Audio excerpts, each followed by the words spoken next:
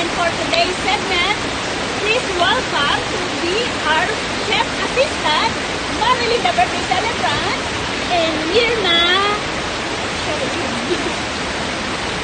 For the ingredients, we need 1 small piece of carrot. It should be minced. A small turnip, bell pepper, and potato. And for sauteing the 1 pound of pork and 6 pieces of crab. And we need garlic, onion, and tomato. Okay guys, the purpose of this is if we have any leftover here, right? Yeah, for the sauteed. Oh, for this one. For the this is omelette crab. Oh, for the omelette, and you can use to any of your food remaining, like for example eggplant. So you can make what? Omelette? Omelette, crab omelette. Or crab omelette. So that's the purpose why they have eggplant here ready. Now we're going to show you the procedure. Okay guys, to start with, we have to peel or remove the, what's this? The crab shell. Crab, yeah. We already boiled. But this is pre-boiled. Yeah. It's not orange as you see, but this is already pre-boiled, okay? We don't need to show you how to pre-boil. So Marilyn, can you show them? You're going to peel it up. This is how to open. Just How? Okay. just half it. Okay, half it. Yeah, and then get the meat from the crab.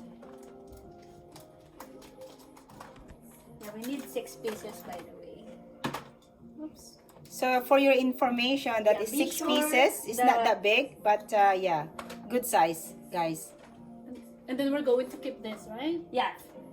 For what's that? The purpose? The purpose we're going to keep this because after you said the ground pork with the rest of the vegetable, we're going to put it back here before we fry.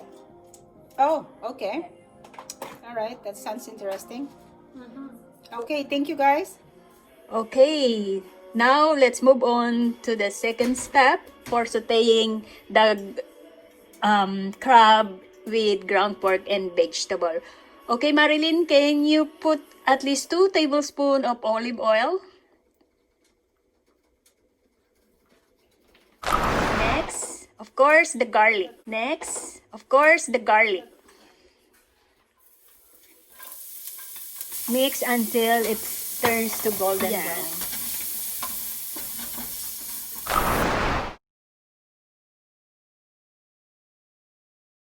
Niya tayo. I think it's almost okay. Now you can follow the onion. Tomato. See, she knows because she's also a chef. And now, Chef of my family. yeah. And now she's Cristylicious chef. Wow. For Thank you today's for the episode. My pleasure, my friend.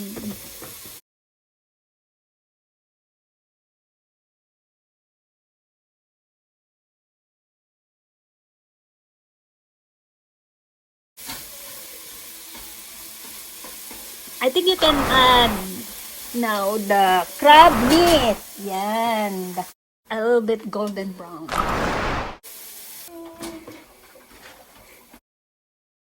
Until supposed to be Marilyn. After that, we're going to add the ground pork, but I already pre-cooked this one, so we can Usually it's fresh. yeah. We're going to add the vegetable instead. So I prefer, but yeah, but supposed to be ground pork first.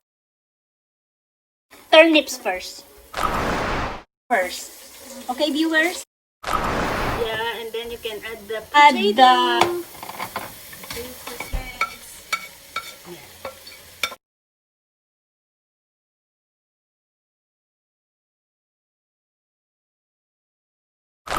Good job, Marilyn. And the reason why Christina separate the pork is that I'm not eating pork. Yeah, but later, yeah, that's why. A special request from my chef. But usually, what's the step, Marilyn? Usually, after the crab meat, After the crab meat, you need to add the ground pork. Yeah, before the other veggies, right? Before the vegetables.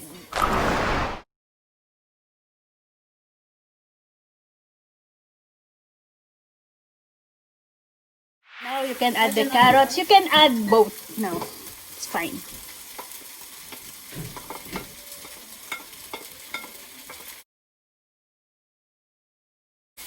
That's fine. You can add now the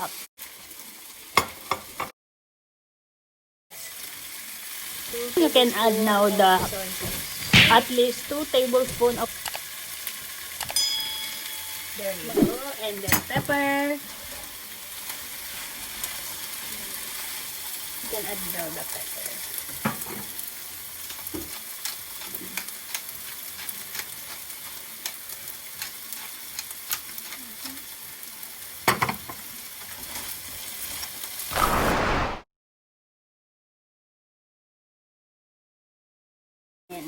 And then, what's that, Marilyn? Since this one is already pre-cooked, then I can add now to the steak. How about you? I'm ready Chef to eat, Mirna. you know? I'm ready to eat. My assistant chef. I'm ready to taste.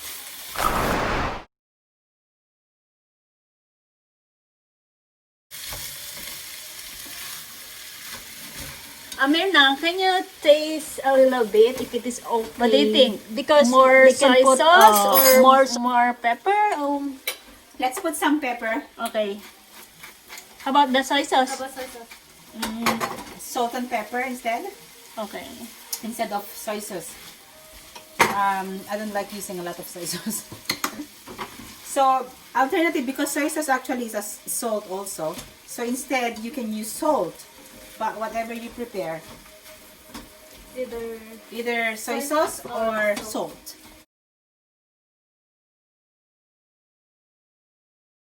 Taste time. Because we're almost done.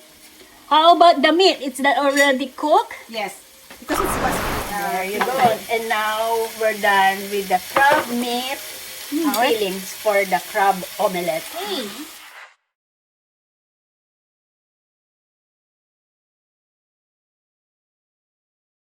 Ready? Okay, Mirna. Okay.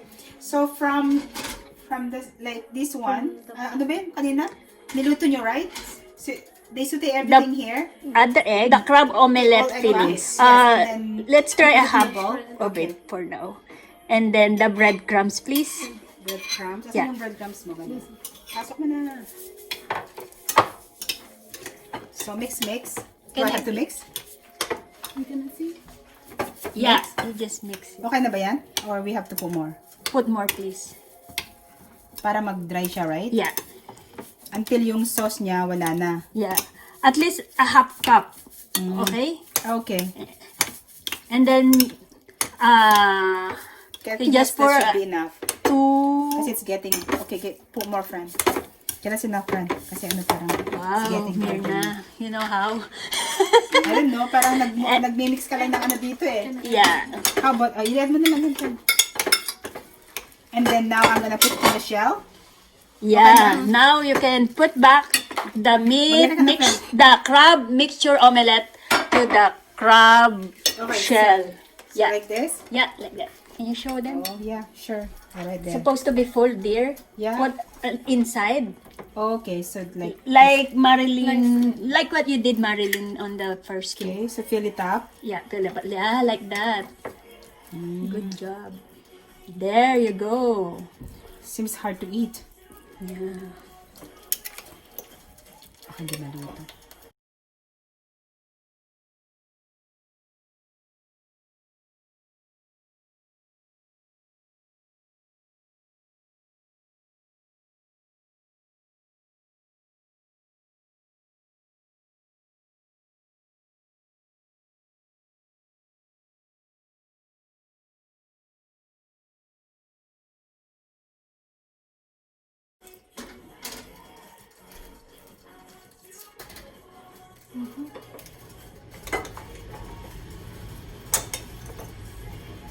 Don't overfill.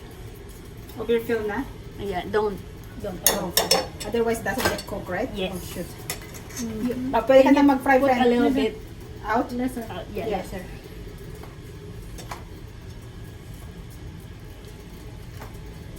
Okay, that's good. How about this one? Already. Already? Okay, Yeah. you can put 2 for Yeah. now. It's gonna be... Pakita mo sa kanila, Myrna. Here you go. There you go. Our club omelette. Okay, show them. See? There. 3 for now. Okay. Wow, very good, Myrna.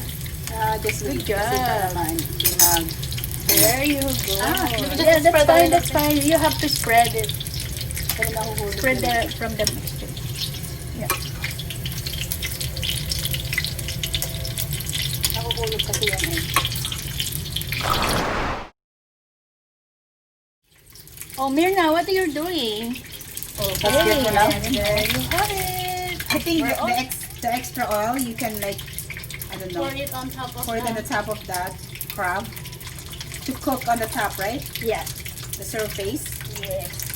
There you go. That's how you fried the fried omelette, right, Myrna? Yes. There you go. And be careful, guys. It shouldn't be so hot. Like, don't turn on your oven like too hot. So, while like the oil, when the oil is already boiling, then don't turn it down. Just turn it down, right? Otherwise, get burned. Oh, Marilyn, ang galing na niya magluto. Inggit ka ba? Ayan ang nagagawa ng Cristylicious, di ba? Tinuturuan ko ang mga friend ko na hindi marunong magluto. Di ba, friend? Ngayon, marunong na si friend. I'm proud ako. Ilagay mo na yan sa Proud naman ako kay Now, Myrna. you show them now how to do like the excess one. Do the eggplant. Yeah. Because our crab share is only 6, right? Yes. That's why. We have some extra fillings, Okay. so that's why we have the extra. I mean the Eggplant. eggplant. So Okay. we can use the extra fillings that we don't. You don't use it. So this is how we're going to cook. Maybe put Yeah. also egg. Some egg. That's the tip from Cristylicious friend.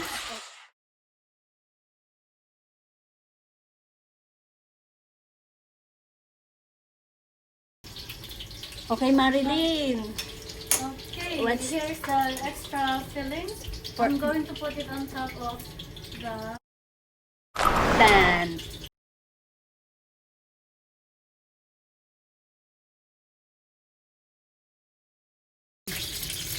okay, Myrna, can you show So, them? tinatawag po to. Oh, Yan. There we go. okay. So, let's So, let's cook the other side, right, Yeah. Myrna? okay. Like some Okay, Marilyn. Yeah. It's done. I'm going to put it. Can you show them the other side? There you There you go. Look at that. Myrna. There. That's how you present the crab omelette.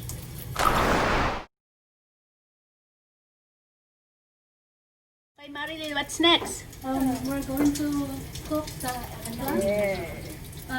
crab omelette. Oh, see?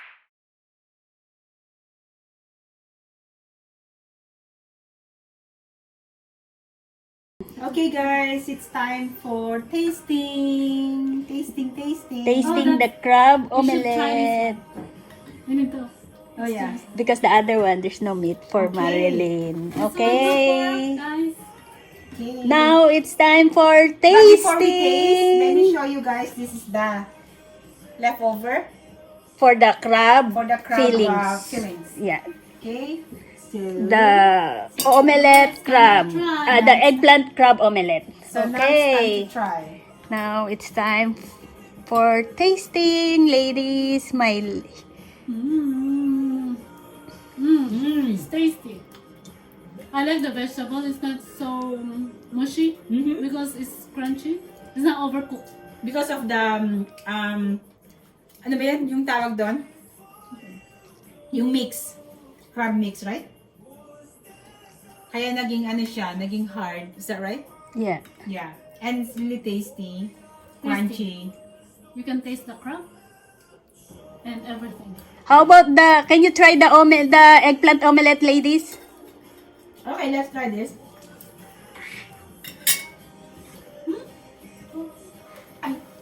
Mayroong ganun. Okay.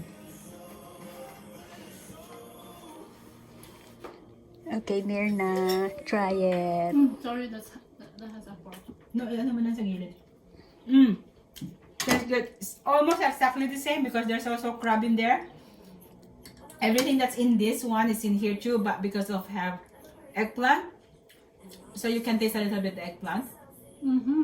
So, but yeah, it tastes almost exactly the same. Yeah, the tortang talong, right, Marilyn? Salong, yeah. But this one with the twist of a crab. Okay, thanks, Please try, lady. guys. It's really good. Hi, and This is our crab. thank you so much, Marilyn. Yes, going to crab get rellenong for my chef guest for tonight. For today. Okay. And please invite our Cristylicious viewers Yes. Please don't forget to like. Comment, and subscribe. subscribe. Please don't forget to comment, likes, and subscribe. And comment down below what food would you like Cristylicious to cook for you guys. Thank you. And please keep watching. Bye. Happy birthday, Marilyn. Thank you,